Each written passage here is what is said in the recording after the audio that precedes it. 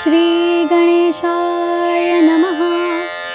सौराष्ट्रे सोमनाथं च श्रीशैले मल्लिकार्जुनम् उज्जयिन्यां महाकालम् ओंकारं ममलेश्वरम् परल्यां वैद्यनाथं च डाकिन्यां भीमशङ्करम् सेतुबन्धे तु रामेशं नागेशं दारुकावने वाराणस्यां तु विश्वेशं त्र्यम्बकं गौतमीतटे हिमालये तु केदारं ग्रीष्मेशं च शिवालये एतानि ज्योतिर्लिङ्गानि सायं प्रातः पठे नरः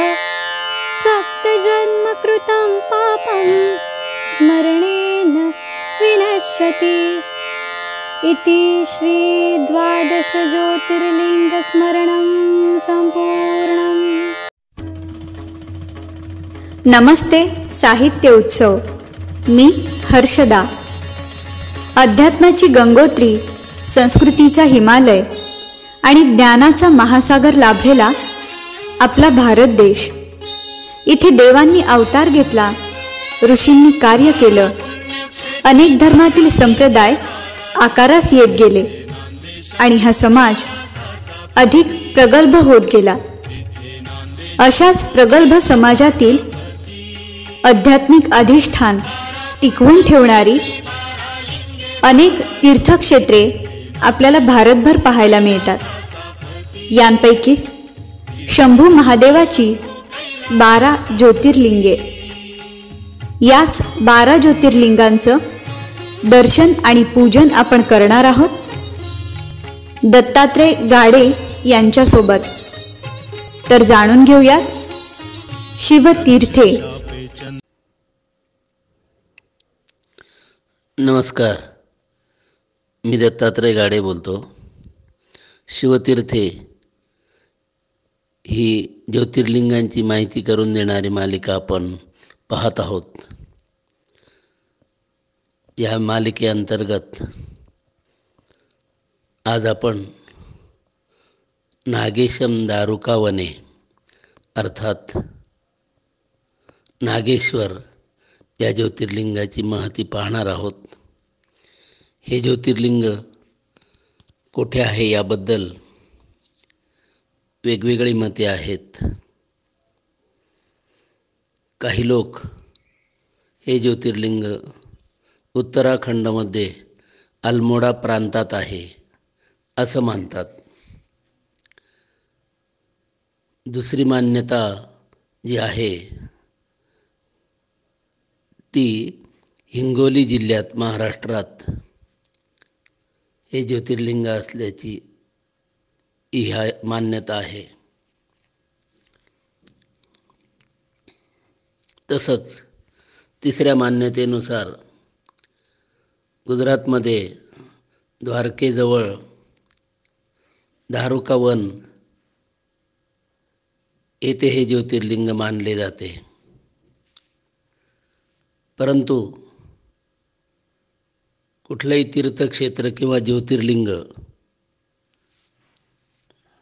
कोठे आहे यापेक्षा त्याच्या मागील भाव काय आहे, ते काय संदेश देतं, हे महत्त्वाचं असतं। आणि याच दृष्टीने आपण एका पौराणिक कथेच्या आधारे या ज्योतिर्लिंगाची माहिती आणि महती समजून घेण्याचा प्रयत्न करणार आहोत। प्राचीन काळी दारुका नावाची एक प्रभावी राक्षस स्त्री एका प्रदेशात राहत होती। आजूबाजूच्या लोकांवर तिचा चांगलाच प्रभाव होता। लोकही तिला मानत असत। तिच्याबरोबर दारुक नावाचा तिचा पतीही या प्रदेशात कार्यरत होता. हे दोघे आसुरी विचारसरणीचे होते. दारुका ही पार्वतीची भक्त होती आणि पौराणिक कथेनुसार तिने पार्वती मातेकडून असं वरदान प्राप्त करून घेतलं होतं की ती आणि ती ज्या वनात राहत होती ते वन घेऊन ती कोठेही जाऊ शकत होती. काळ पुढे जात होता, परंतु या दोघांच्या प्रभावाखाली असलेले लोकही आसुरी वृत्तीचे बनत होते आणि याचा त्रास तिथे असलेल्या सात्विक वृत्तीच्या लोकांना होऊ लागला होता. वेळोवेळी असं दिसून आलेलं आहे की जेव्हा आसुरी वृत्ती बळावते त्यावेळेस समाजातील सात्विक मान्यतेच्या लोकांना त्याचा त्रास होऊ लागतो.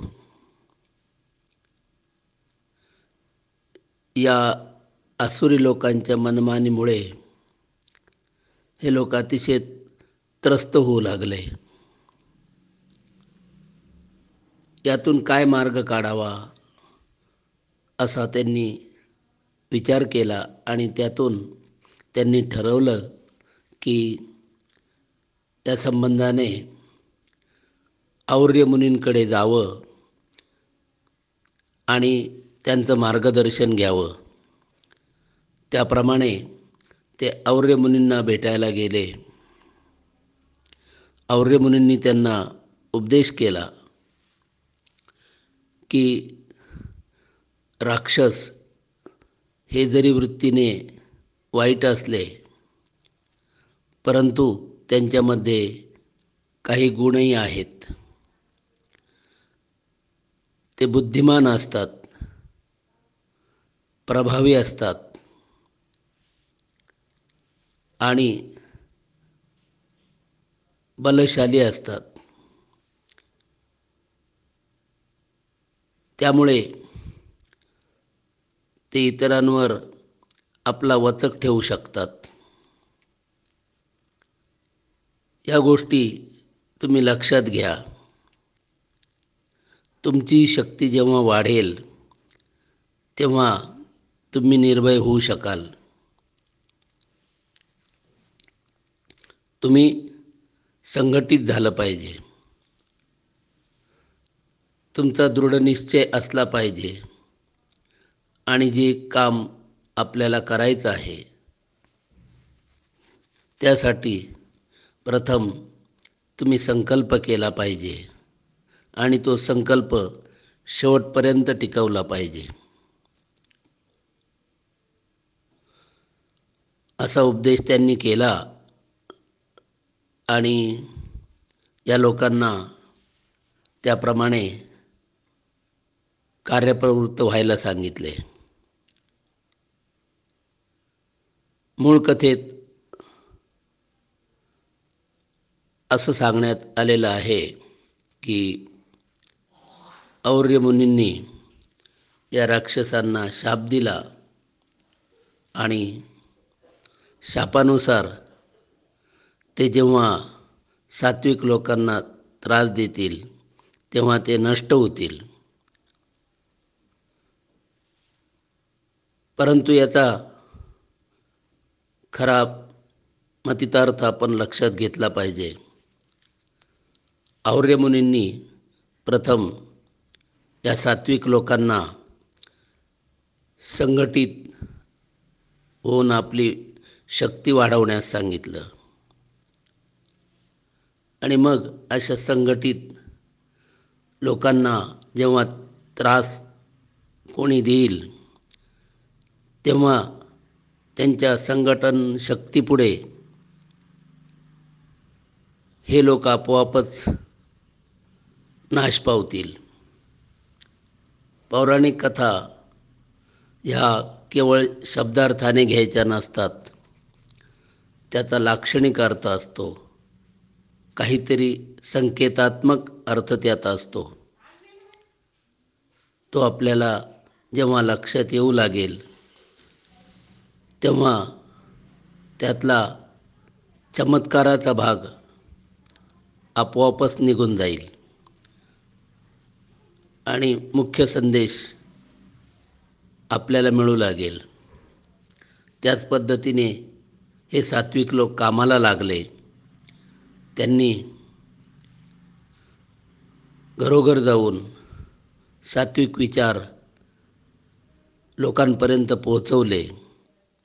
खूप मोठं काम केलं आणि सद्विचारांचा प्रसार केला. लोकांना निर्भय बनवलं. या लोकांना आपले विचार समजावून सांगितले. तुम्ही अन्यायाविरुद्ध लढलं पाहिजे. आणि मग हळूहळू या लोकांची मोठी संघटना तयार झाली आणि संघटित झाल्यामुळे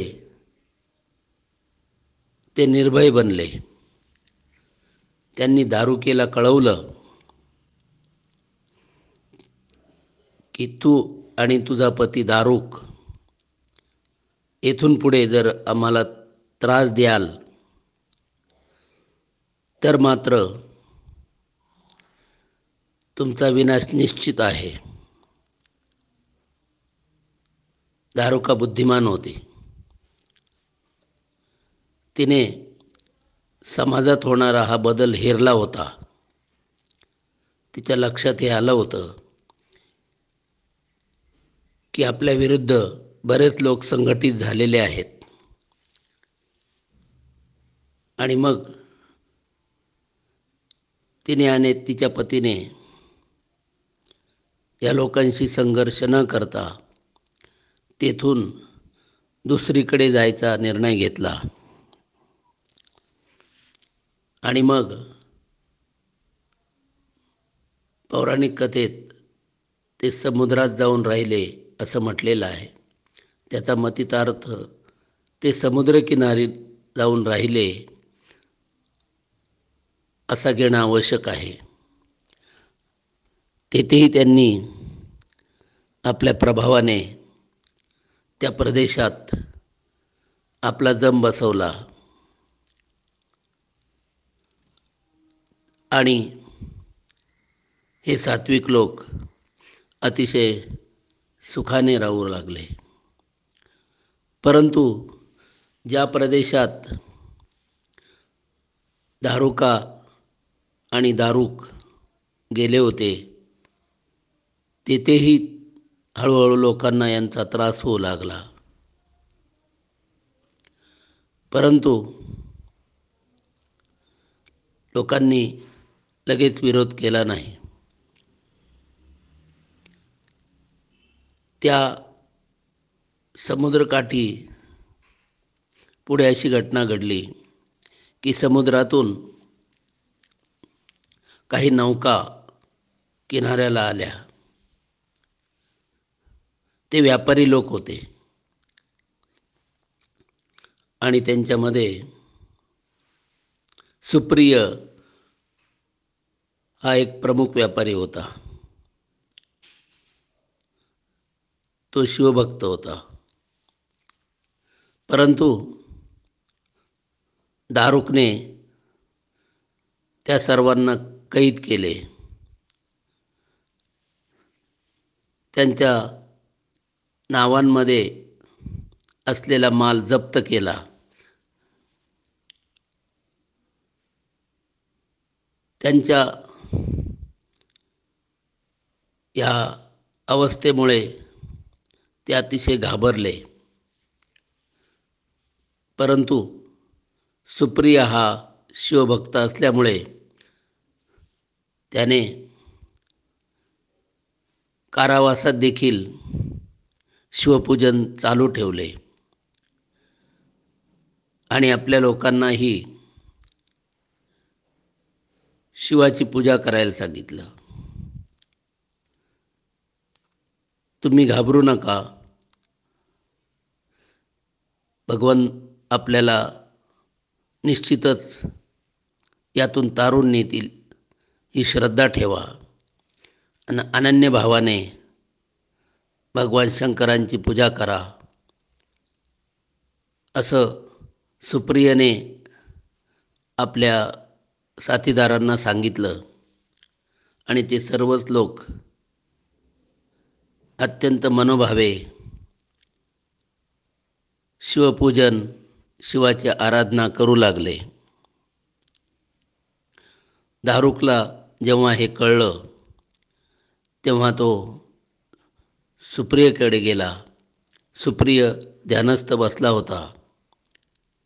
दारुकने त्याला धमकावले आणि तुम्हा सर्वांना मी ठार करील, ही पूजा अर्चा वगैरे बंद करा आणि मी सांगतो तसंच वागा, अन्यथा परिणाम वाईट होतील, असं त्याने सांगितलं. परंतु अत्यंत निर्भय मनाने सुप्रिय ध्यानस्थ बसून शिवचिंतन करत राहिला. तेव्हा पौराणिक कथेच्या भागाप्रमाणे दारुकने त्यांना मारण्यासाठी आपल्या लोकांना आज्ञा केली. हे सर्व लोक भगवान शिवाची आराधना करता करता त्याची करुणा भाकू लागले आणि आपल्या भक्तांसाठी भगवान शंकर तेथे प्रकट झालं. त्यांनी यातील प्रमुख राक्षसांना ठार मारलं. दारुक पळून गेला.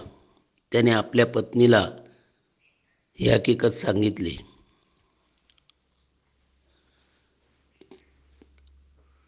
इकडे भगवान शंकरांनी आपल्या भक्तांना आश्वस्त केलं की तुम्ही येथे निर्भयपणे राहा, तुमच्या भक्तीने मी प्रसन्न झालेलो आहे, तुम्ही आपापली कामे आपापला व्यापार करत राहा. इकडे दारुका अतिशय घाबरली. तिने पार्वती मातेला आवाहन केलं. तिच्या मनोभावे केलेल्या प्रार्थनेमुळे पार्वती माता प्रसन्न झाली आणि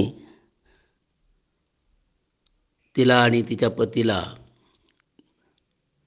मातेने आश्वस्त केलं की घाबरू नका. दारुका म्हणाली, माते, आम्हालाही जगण्याचा अधिकार आहे आणि आपण आम्हाला त्यासाठी जीवनदान द्यावं.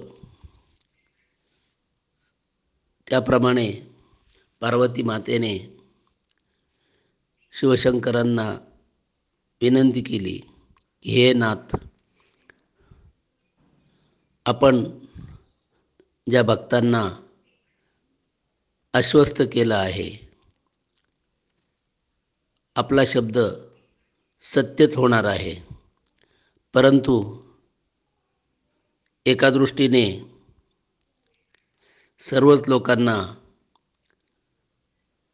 येथे राहण्याचा अधिकार आहे, तरी आपण यांनाही अभयदान द्यावं आणि त्यांच्यावरही कृपा करावी. भगवान शंकर तथास्तु म्हणाले. पार्वती मातेच्या कृपेने हे लोक सर्व रीतीने पुन्हा निर्भय झाले, परंतु त्यांनी अशी आसुरी वृत्ती ठेवू नये असं पार्वती मातेने त्यांना सांगितलं. इकडे सुप्रिय व्यापाऱ्याने भगवान शंकरांना विनंती केली की आपण येथे ज्योतिर्लिंग स्वरूपात प्रकट होऊन राहावे, कारण माझ्या चिंतनात ध्यानस्थ अवस्थेत मला आपण प्रथम ज्योतिर्लिंग या रूपाने दिसला आहात. भगवान शंकरांनी ते आनंदाने मान्य केलं आणि मग या वनात ते ज्योतिर्लिंग रूपाने कायम प्रकट झाले. भक्तांना दर्शनाचा अनंत कालपासून लाभ तेथे होतो आहे. परंतु हे जे सर्व घडलं ते भगवान शंकरांची मनोभावे केलेली भक्ती आणि संघटन शक्ती यामुळे हे घडू शकलं. हा संदेश हे ज्योतिर्लिंग देत आहे.